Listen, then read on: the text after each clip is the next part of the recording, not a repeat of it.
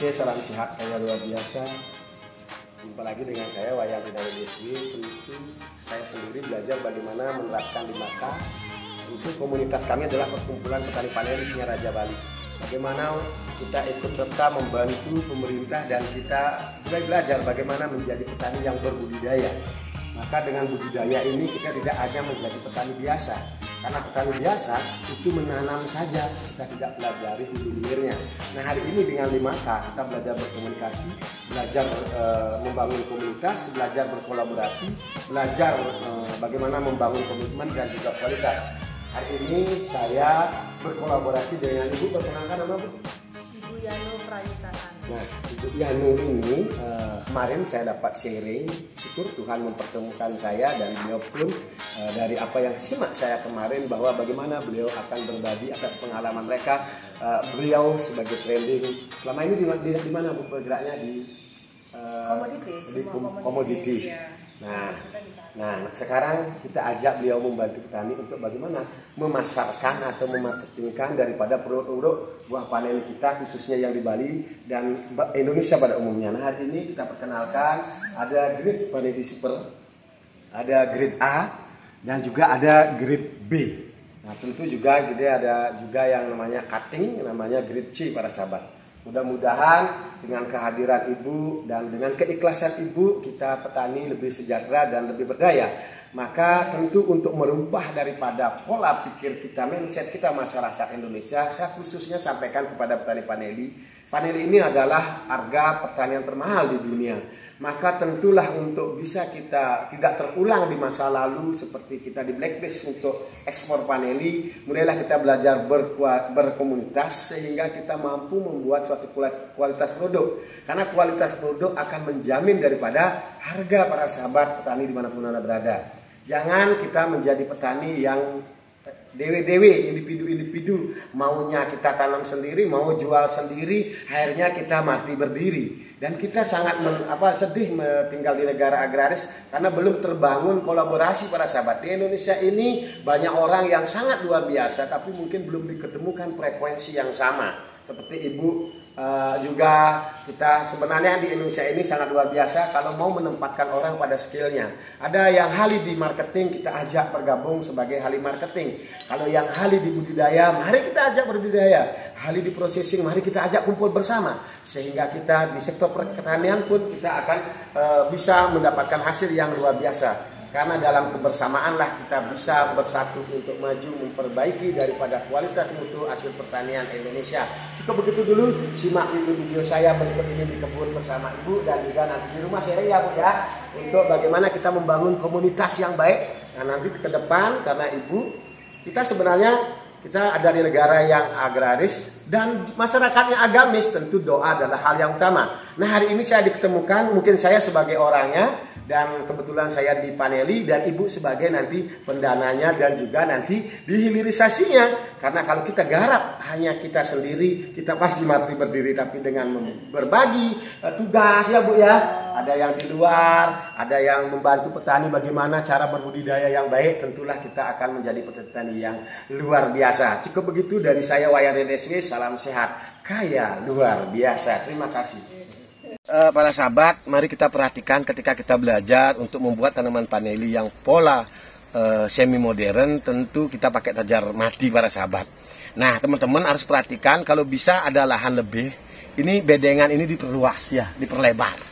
Karena akar paneli itu dia tidak menancap, akar paneli itu dia itu merambat di atas media sebenarnya. Paling masuk 10 cm, 5 cm kalau media kita itu gemur ya. Ini Bapak bisa buktikan. Nah, ini kan hanya di sini Pak, akar ke sini kan, tidak ada yang turun. Ini kita coba bongkar. Padahal ini tanaman udah berapa tahun kan. Nah ini kita buktikan bahwa kalau media itu lebih baik yang lebar. Ini enggak ada. Ngapain kita dulu ini di bawah ini mungkin medianya setumpuk begitu kan? Enggak ada. Ini di atas saja dia. Nah ini akarnya. Maka yang dijaga adalah kestabilannya yang di atas sini Pak. Maka ketika di sini kena jamur seperti ini, akhirnya dia begini Pak. Ya ada pembusukan, ya, tanaman mati. Dia itu merambat di sini aja, tidak ada dalam sampai 20 cm jarang Pak, tidak ada. Kecuali dia humus sekali, gembur sekali, dia masuk begitu yang ada kokopitnya ya. Nah, tapi tadi saya masuk sini tidak saya sarankan pakai kokopit, tapi setelah saya berpikir bahwa di sini ada UV ternyata. Maka kokopit penting, Pak. Karena kalau kokopit itu ada rongga untuk akar itu masuk, Pak. Dia tidak kayak media seperti ini saja semua, Pak. Gitu, ya. Dipahami, Pak ya? Paham, Pak.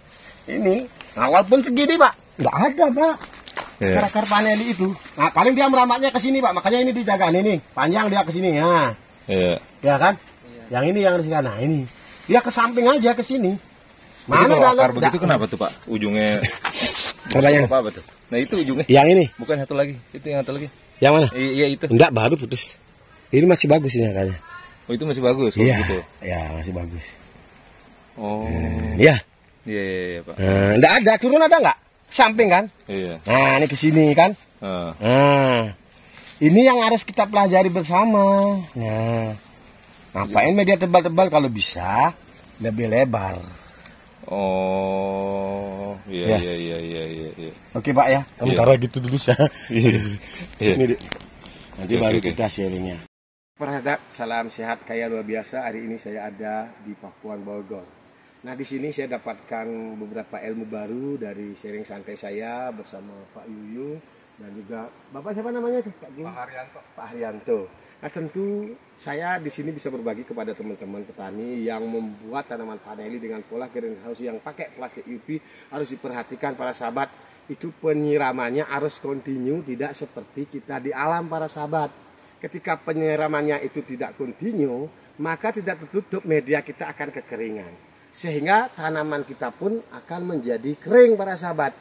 Nah, di sini juga kita sebenarnya di Indonesia alam kita sudah luar biasa. Nah, tapi terkadang kita sebagai petani kita mengikuti pola luar yang tidak negaranya seperti kita.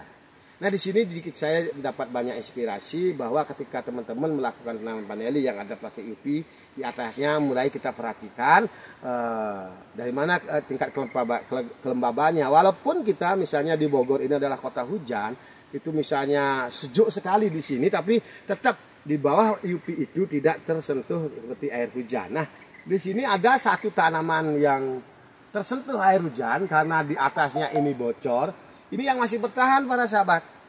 Karena apa?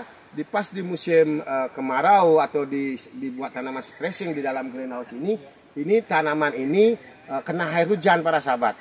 Maka tanaman ini masih tumbuh dan tentu juga saya sampaikan bahwa ketika semakin dewasa umur tanaman Anda, semakin banyak seluruh Anda, kalau bisa tidak dikurangi asupan nutrisinya.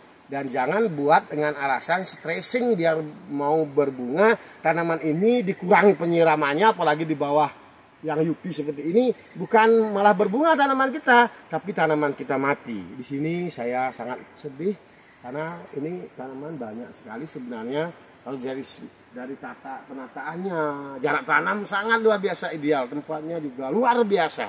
Teman-teman, jadikanlah contoh ini untuk kita belajar, dan saya minta doanya apa yang saya lakukan di sini untuk perbaikan di sini akan mendapatkan hasil yang baik dan tanaman juga akan tumbuh subur kembali di sini.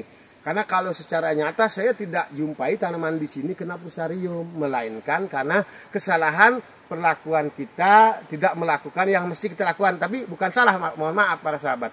Belum tahunya kita memperlakukan tanaman ketika tanaman ini ada di bawah greenhouse yang ada UV-nya. Karena kalau kita pakai pengukuran seperti pengukuran kelembaban dan airnya seperti ini para sahabat, tentu ini bisa masuk sampai 20 untuk ngetes misalnya pH termasuk air dan lain sebagainya. Nah, kalau kita tancap padahal tanaman paneli kita tidak masuk di seperti alat ukur ini para sahabat, yang kita ukur di bawah, yang misalnya kelembabannya terjaga, ternyata akar paneli di atas, sehingga apa? Di atas yang kering, kita ukurnya yang di bawah, sehingga tidak nyambung, akhirnya tanaman kita jadi mati. Alat pun itu harus dipertimbangkan, di mana akar itu, di sanalah kita menancapkan alat ini seperti pH untuk kelembaban dan juga air dan lain sebagainya. Ini harus betul-betul teman-teman, kita juga harus pintar memanfaatkan dan menggunakan alat. Alat itu betul dia untuk bagaimana mengetahui tingkat air, pH. Itu betul, tapi sebatas mana kita tancapkan alat itu sehingga kita tahu untuk keseimbangan tanaman vanili. Mungkin cukup begitu dulu dari Rinaya DSW, semoga bermanfaat. Teman-teman, mari terus semangat belajar bersama. Tidak ada petani yang hebat luar biasa kalau tidak terus membangun vanili dan belajar dari petani-petani lain dan alam di sekitarnya. Perlakukan tanaman sesuaikan dengan kebutuhan tanaman itu sendiri. Salam sehat kaya luar biasa. Ketemu lagi di channel YouTube Rinaya DSW. Jangan lupa subscribe, like, dan komennya. Terima kasih.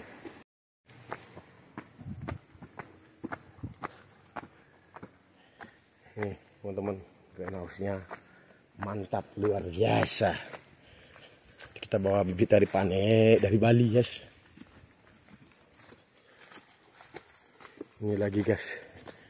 Wah, ini kalau buat tempat ayam petelur cocok juga.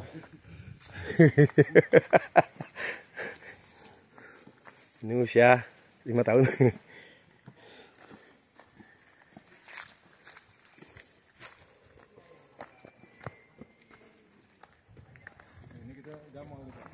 Oh iya, nah ini dulu.